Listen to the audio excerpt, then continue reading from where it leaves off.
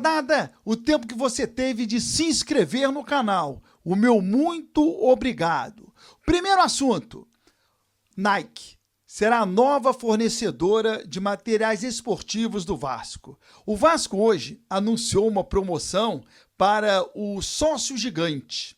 E na promoção tá lá os parceiros do Vasco da Gama, dentre os parceiros, o símbolo da Nike. E é muito importante essa parceria, e eu não estou nem falando sobre a qualidade do material, porque isso é muito subjetivo. E as grandes empresas, todas elas têm material muito bom. O que difere a Nike de outras, e eu coloco até a Adidas num patamar semelhante ao da Nike, é que você encontra lojas da Nike espalhadas pelo mundo inteiro. Então o Vasco precisa ter na parceria com a Nike a presença da camisa do Vasco nas lojas no mundo inteiro. Isso é importante para a marca Vasco da Gama. Isso é importante para a imagem do clube. Você vai em uma loja da Nike nos Estados Unidos, tem camisas de todos os clubes, inclusive a do Vasco. Você vai numa loja da Nike no Japão, camisa de todos os clubes, inclusive a do Vasco. Você vai em loja da Nike, enfim, pelo mundo afora tem a camisa do Vasco. E nem todas as empresas de materiais esportivos têm lojas no mundo inteiro. A Nike, como a Adidas, que eu citei ainda há pouco, tem. Qualquer grande metrópole, qualquer grande cidade do mundo, você vai encontrar ao menos uma loja da Nike. Em algumas cidades, 2, 3, 4, 5. Então é importante para o Vasco essa parceria como imagem, de colocar a camisa do Vasco espalhada pelo mundo inteiro. O Vasco é Nike. A base vem forte, hein? 2 grandes vitórias do Vasco hoje no Campeonato Brasileiro e eu vibro demais. Por quê? Porque é o futuro do Vasco da Gama. O Vasco precisa olhar para a base como sempre olhou, com muito carinho. E a base do Vasco vem acumulando vitórias e conquistas, títulos. Hoje, no Sub-20, o Vasco ganhou na Vila Belmiro do Santos por 2-1. Campeonato Brasileiro. Também no Brasileirão Sub-17, o Vasco venceu o Internacional por 3-2. Então foram 2 grandes vitórias do Vasco, Campeonato Brasileiro, diante de outras 2 camisas pesadíssimas no futebol brasileiro. Então, Sub-17, o Vasco bateu o Internacional 3-2 e diante do Santos, a vitória pelo placar de 2-1. Parabéns para a base do Vasco. Antes de eu falar do assunto FIFA, que é importantíssimo e é o principal assunto deste vídeo, o Vasco está tentando uma rescisão amigável com o Jean Davi. Foi contratado, acabou não rolando, né? Jean Davi não conseguiu jogar no Vasco, como a maioria dos jogadores contratados pelo Vasco, né? São poucos os que acertam, os que dão certo. E o Jean Davi, mais uma contratação errada, e agora o Vasco tenta encaixá-lo em algum clube ou fazer uma rescisão amigável para que o Jean Davi possa tocar a vida dele e com jogadores que o Fernando Diniz não vai utilizar, há que se ter um elenco mais enxuto. O Jean Davi não faz parte dos planos do técnico Fernando Diniz. Sobre o Léo Jardim, uma atuação de destaque ontem, faz com que a diretoria do Vasco corra atrás para tentar resolver a questão do acerto do novo contrato do Léo Jardim. Eu acho que passa, nesse momento, muito mais pela vontade do goleiro, que é um direito dele, de tentar uma transferência internacional no meio do ano. Enfim, as propostas estão na mesa, o Vasco já entregou algumas, teve contraproposta, negociação, mas imagino que o Léo Jardim esteja esperando um pouquinho. Então que se fale abertamente, olha, se eu não conseguir uma transferência internacional, eu permaneço. Preciso esperar até o dia tal. Eu acho que esse é o bom senso. A FIFA tomou uma decisão importantíssima hoje. Por conta do Mundial de Clubes, ela está abrindo uma nova janela de transferências internacionais, que vai do dia 1º ao dia 10 de junho, e vai beneficiar todas as confederações com clubes envolvidos no Mundial de Clubes. Como o Brasil tem 4 representantes no Mundial, Palmeiras, Fluminense, Flamengo e Botafogo, todos os clubes do Brasil serão beneficiados com essa janela de transferências. O Vasco, portanto, vai poder contratar do dia 1º ao dia 10 de junho. É uma antecipação e a FIFA faz isso para que os clubes possam se fortalecer visando o Mundial. E para não prejudicar os concorrentes, por exemplo, o Palmeiras terá essa janela do dia 1º ao dia 10. Aí contrata um monte de gente, termina o Mundial, chega no Brasil com um monte de jogador contratado. E os outros clubes? Não puderam contratar porque a janela foi apenas para as equipes que vão disputar o Mundial? Não. A FIFA abriu, portanto, essa janela praticamente para o mundo inteiro, para todas as confederações com clubes envolvidos no Mundial. Mas atenção, o Vasco vai poder contratar a partir do dia 1º de junho. E até o dia 10. Aí depois vai para a janela com a sua data de origem. Atenção, nesse momento o Vasco sofreu um transfer ban. O Vasco, que estava com uma meia pressa para resolver essa questão, agora terá que resolver de maneira muito rápida. Por quê? Porque a janela está aí. E o Vasco vai precisar contratar. O Vasco vai precisar ir ao mercado. Por quê? Porque os concorrentes do Vasco vão também. Todos os clubes do Brasil e do mundo vão se aproveitar dessa janela de transferências. O Vasco não pode ficar de braços cruzados. Então o Vasco terá que resolver rapidamente esse transfer ban. O Vasco está impedido por 3 janelas de realizar contratações porque está devendo ao Nantes da França a contratação do atacante Adson. O Vasco, então, precisa agora resolver de maneira emergencial para que, a partir do dia 1º de junho... Digamos assim, primeira atuação do time. Gente, o jogo de sábado contra o Fortaleza não deu nem praticamente 72 horas para recuperar para o jogo de ontem. Então é normal que não tenha a mesma intensidade. Porém, o time não deixou de lutar. O time do Vasco brigou e batalhou até o final. Falhou? Falhou. Mas o futebol é feito de falhas. Agora, o time do Vasco não está morrendo fisicamente. Pelo contrário. O time do Vasco está intenso. Ryan fez um grande jogo também. Não só pelo gol, mas pela luta, pela disposição. Apareceu, abriu espaço, caiu do lado esquerdo, onde saiu o gol, inclusive, caiu do lado direito. Então, assim... Tecnicamente não foi brilhante ou não foi igual, vamos chamar assim, igual ao que foi contra o Fortaleza, mas não está faltando força de vontade, vigor físico, disputa. A saúde do Paulo Henrique é um negócio absurdo o que faz o Paulo Henrique. A classificação poderia ter sido facilitada? Poderia. No segundo tempo a gente teve chance de fazer o segundo gol e matar o jogo.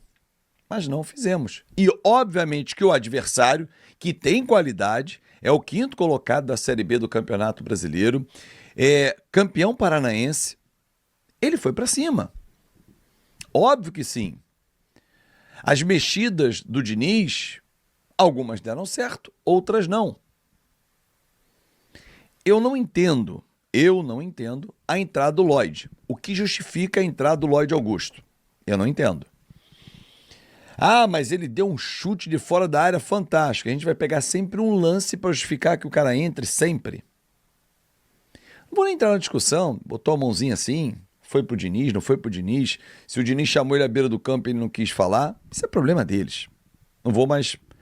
Na live ontem eu até estava levantando, até que eu descobri, né? A gente viu e tal... É problema do Diniz com ele, então eles que se resolvam. Ponto. Agora vamos falar tecnicamente. O que acrescenta? Ele pegou uma bola na linha de fundo, tentou dar um elástico.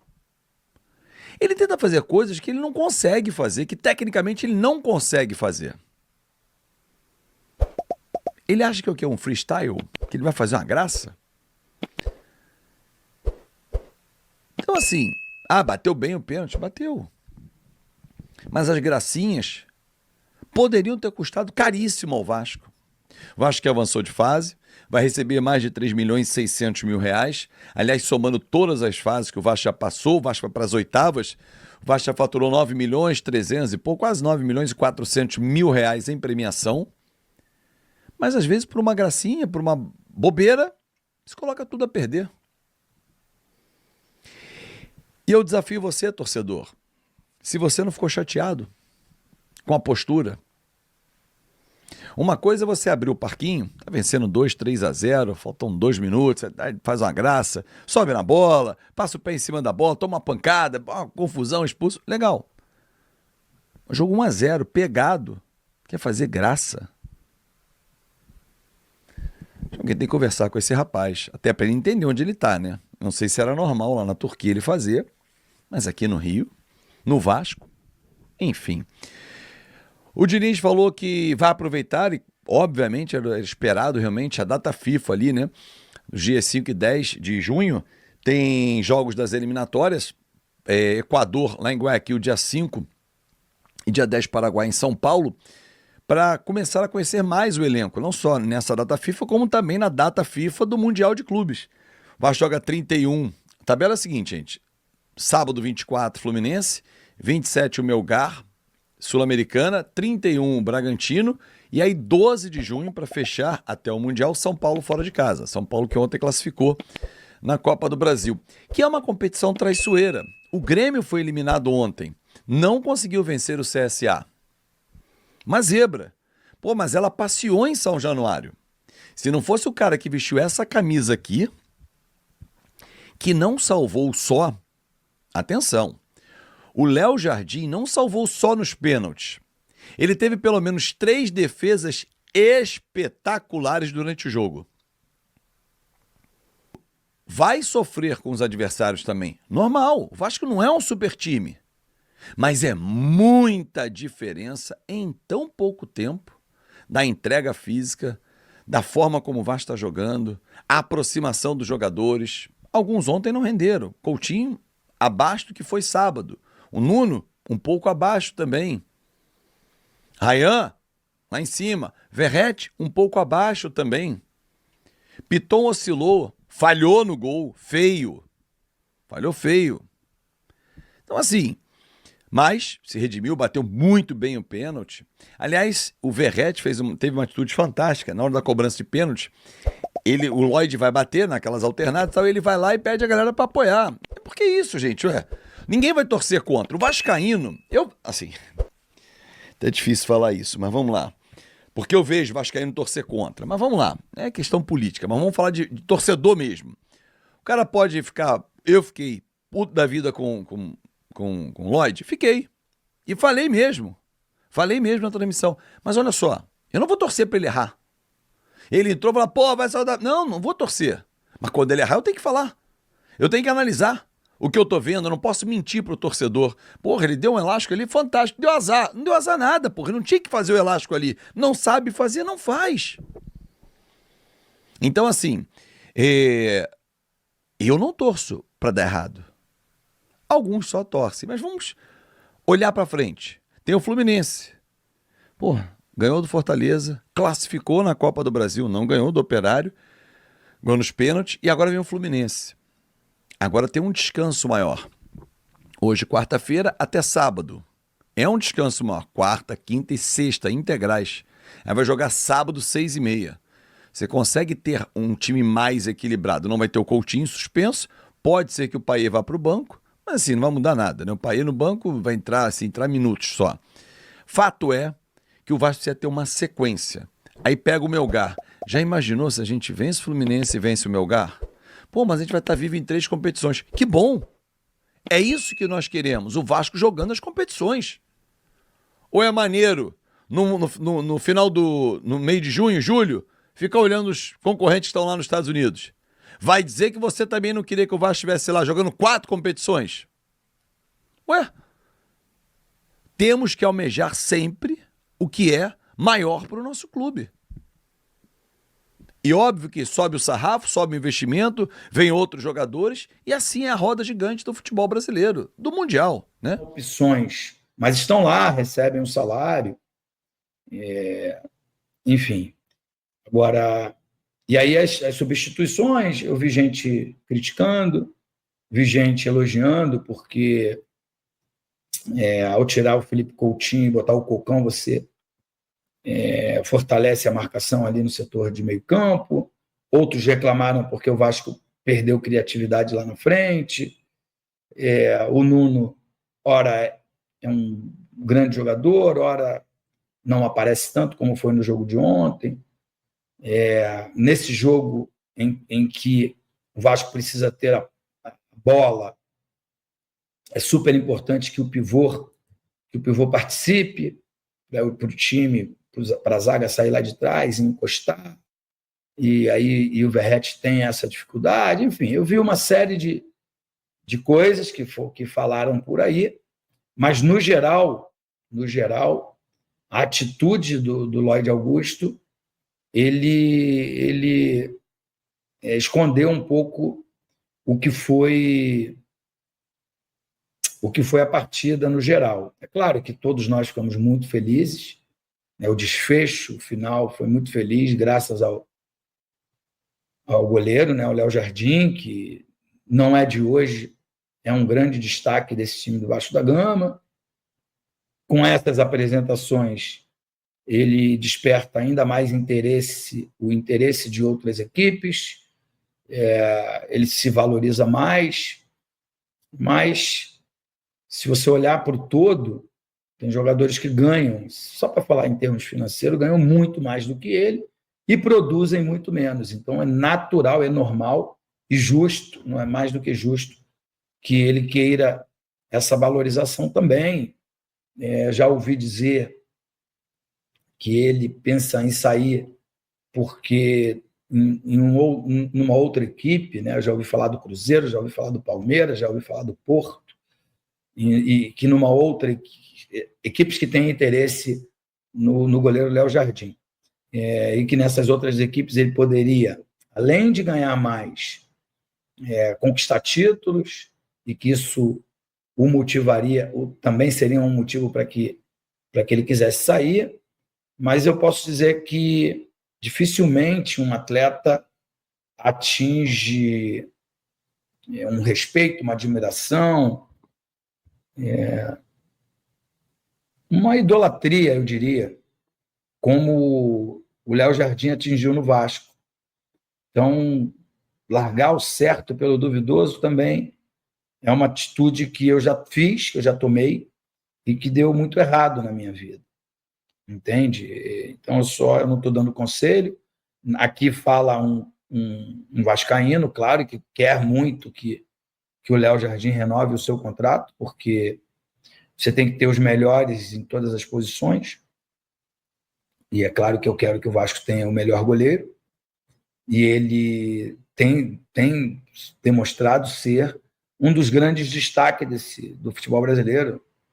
Não sei se é o melhor goleiro do país, do Brasil, como uma torcida do Vasco canta em alto e bom tom, e eu acho muito bacana que faça isso, porque isso vai contribuir bastante para que ele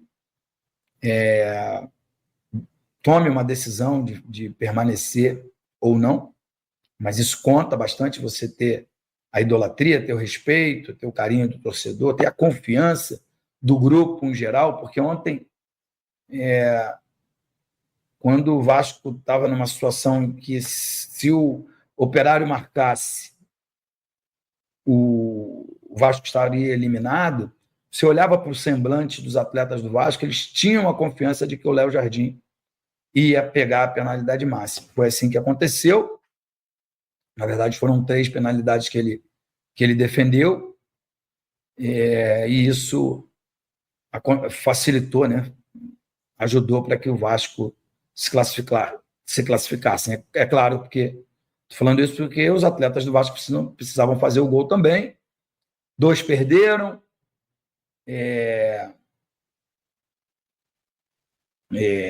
Acontece de perder.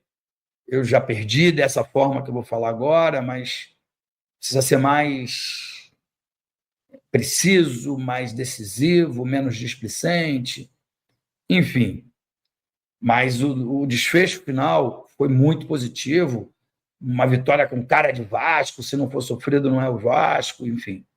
Mas a gente está falando de um time de série C, né? Um time com um orçamento muito baixo, mas mesmo assim consegue encontrar soluções, né? Como o Alano, por exemplo, que o ano passado jogou pelo Criciúma, e nesse mesmo São Januário fez uma partida espetacular quando o Vasco foi derrotado por 4-1, pela equipe do Criciúma, acabou sendo rebaixado. Aí o time que é rebaixado à segunda divisão, ele tem o seu orçamento bem diminuído, e o Alano que é daqui de São Gonçalo, bairro que eu morei por muito acabou sendo contratado pelo Operário e ontem novamente fez uma grande partida. Mas, enfim, o pessoal do scout do Vasco não conseguiu enxergar. Agora, se o Lloyd não tivesse feito aquela besteira grande, provavelmente o Diniz vai protegê-lo, vai dizer que acontece, é normal, faz parte, mas claro que internamente vai dar uma dura nele e vai fazer com que ele se enquadre ou não, mas acho que o grande problema dessa história é o erro de avaliação. Você pagar aí cerca de 3 milhões de euros, né, quase 20 milhões de reais, para um jogador que fez 15 gols em toda a sua carreira e nunca tinha sido vendido para lugar nenhum. Acho até que ele tem qualidade. Eu acho que se ele se dedicar, tiver aí decidido a ajudar a equipe do Vasco, ele pode ser bastante útil, ele pode ser útil. Vejo qualidade, não acho que ele tenha que ficar preso ali à ponta esquerda, não acho que o futebol brasileiro deva jogar como o futebol europeu, né? Ou leste europeu, porque o futebol turco não é considerado futebol ali do miolo da Europa, né? Dos grandes centros europeus, mas ele jogou em Portugal, mas jogou em times pequenos, né? Então eu vejo que ele tem qualidade, gosto um pouco desse temperamento que sabe, toma decisões, são nos surpreender. Vasco demonstra interesse na contratação de William Arão, que está livre no mercado. O Vasco da Gama está atento às movimentações do mercado e, segundo fontes ligadas ao clube, demonstrou interesse na contratação do volante William Arão, de 32 anos, que atualmente está livre após encerrar seu vínculo com o Panathinaikos, da Grécia. Arão, que teve passagens marcantes por clubes como Botafogo e Flamengo, onde conquistou títulos importantes como a Libertadores e o Brasileirão, é visto pela diretoria vascaína como um reforço experiente para o meio-campo, setor que tem sido alvo de reformulações desde o início da temporada. A comissão técnica do técnico Fernando Diniz avalia positivamente a chegada de um jogador com o perfil de Arão, que alia marcação forte, boa saída de bola e bagagem internacional. O atleta também vê com bons olhos o retorno ao futebol brasileiro, especialmente para atuar em um clube tradicional como o Vasco. As negociações ainda estão em fase inicial, mas a tendência é que avancem nos próximos dias.